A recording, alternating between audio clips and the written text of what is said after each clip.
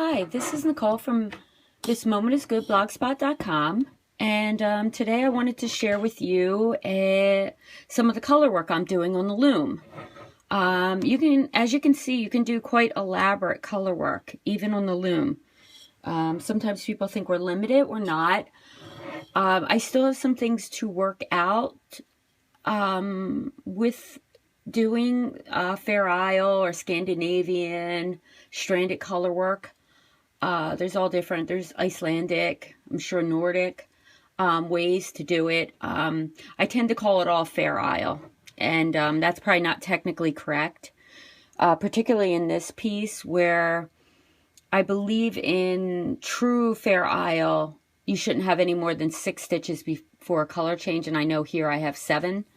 I think there's also some differences. I think you usually only carry 2 colors in any single row in Fair Isle, where I am on this row, I'm carrying 3 colors. So I definitely added more color. So I just wanted to share with you, it looks like one of my stitches popped through there. Not stitches, I've been weaving in my ends as I go.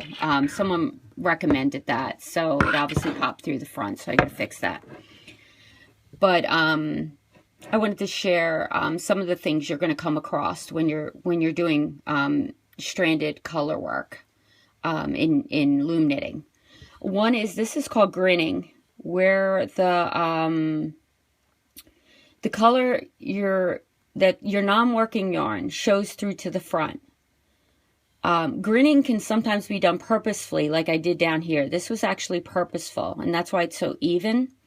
The grinning that you see going around, and the way it's technically probably not correct, but I wanted the little flecks of blades of grass to show. So I guess whatever's correct is what you want, and to me that's, but to understand that that is normally, like in this area, it would be undesirable. And the way I achieve that is by twisting the yarn. Let me see if I can get this in the camera, where you can see the inside. Sorry about the backlight. That might be causing problems. But you see, I twisted them together quite often. Up here, you see there's longer strands and maybe a little bit bigger looping. That's how you lessen the amount of grinning that shows up front, is by twisting them together less often. Or carrying them together, because we don't really twist them. We're carrying them together when we're doing color work. And here I actually carried them every single stitch. So therefore I ended up with the grinning that I was actually looking for. And the non-working yarn was showing through during the times where I was actually doing orange. I was actually getting some green coming through. And it gave me the desired effect of having little blades of grass. But up here, I didn't want it. So therefore I carried my strands. I might have actually laid the strands. When you go to knit, let me make sure we're in the range here. I have to move this one thing out of my way because unfortunately it's blocking me from getting to my loom. Okay, when you are, if your main color, say right now the main color is orange. I'm not exactly sure where I am on the chart at this point. But if it's orange, what I would do is before I would knit, I would lay my coordinating colors, my non-working yarn, on top of my, can you see that? I hope you can. I'm laying the non-working yarns on top of my working yarn, my main color right now. And then I would go ahead and I would knit this off. And I used a regular knit for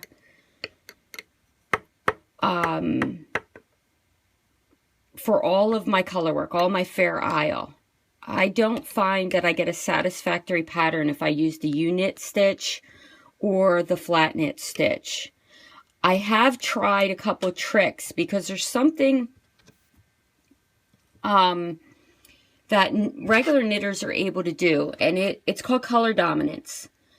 And they hold the contrasting yarn below the main color yarn. And that makes the main color yarn dominant, because your main color will travel a slightly longer distance between the stitches. And this makes the stitches in the main color yarn shorter than the stitches in the coordinating color. And that causes the stitches to stand out more. Now, I haven't had good luck with how I'm carrying the yarn as far as making my color dominant. And I also have found that the left side of my pattern, if you see, is always less dominant no matter how I carry the yarn than my right side. Do you see how these are really punching out? Hopefully you can see that. And so that is something that I'm not sure if it's a tension issue or if it's how the yarn is being carried, and I'm still working that out. And when I figure that out, I'll make another video to show you. But definitely this side is less dominant than this. If you notice, there's a slight 3D effect to my actual, where the actual pattern is in the tulip. Do you see the stem is kind of sticking out a little?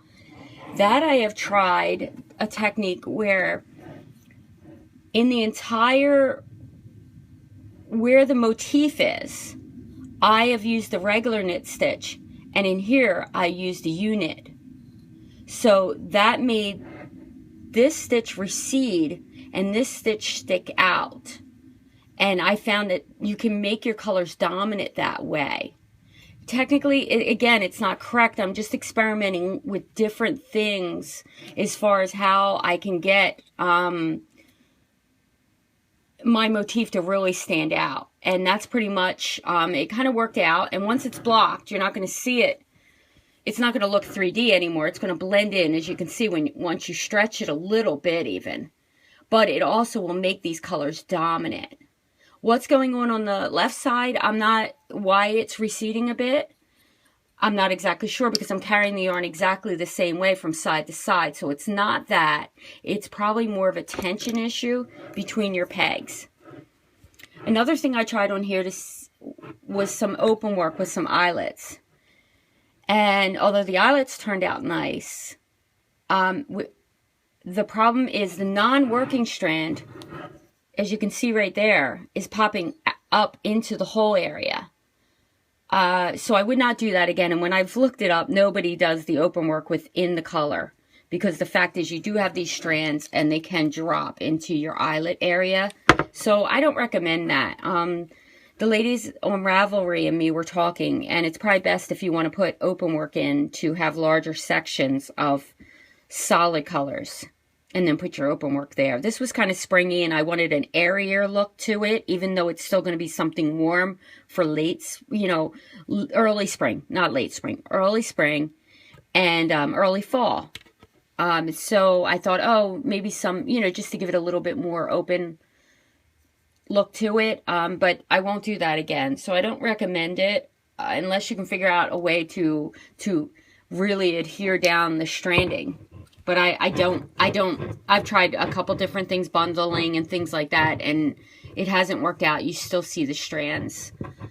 But that's what your inside looks like. It is recommended when you're doing it to weave in your ends as you go, because when you're working with this many yarn colors, a lot of times those ends end up getting up and you don't notice, and they're actually in your stitches, and it can become a pain to figure out what's what back here.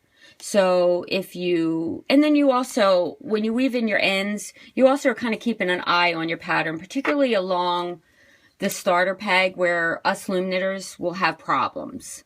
We'll get gaps, we'll have issues. So I would recommend definitely doing that. I think when you're doing Fair Isle, there's probably some areas you will have to do a duplicate stitch if you want it to be perfect. I'm not a perfectionist as far as this goes, so I don't worry too much about parts of my pattern that aren't perfect, but if you do, you can duplicate stitch over top. and make it, you know, as perfect as you'd like it to be. Another thing, okay, the difference is why True Fair Isle, well, I think I told you, True Fair Isle should have no more than the 6 stitches between the color changes. I have 7. I think Scandinavian and Icelandic allow bigger gaps. There's also something called Intarsia. And Intarsia is, the yarn is not carried across the back like you see here, where it's been carried across your back. You would basically just be putting this single motif in the middle of, you'll see like a leaf in the middle of a sweater. Maybe they're here, maybe they're 3 inches apart.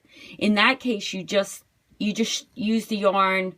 You might put it on a bobbin, and you just use the yarn where you need it. You don't carry it. It would stay within a small area, the color work. And then you would do that. I've done that also. It's pretty easy to do. You just have to make sure, and you'll see it in some of my patterns that have vertical color, is I'll tell you to twist the yarn together. And the way you do it, it's quite simple. You see how it's making, I hope you can see that, an X here? I'll lift it up. You see how I'm Xing across? Well, you would just then take it, and now they are connected. Your 2 colors, hopefully this other yarn is not in the way, are now connected. And then you can do your orange here and your yellow in the opposite way without a hole. Because if you did not do this and pull it fairly snug, you will end up with a gap where you have now separated your colors.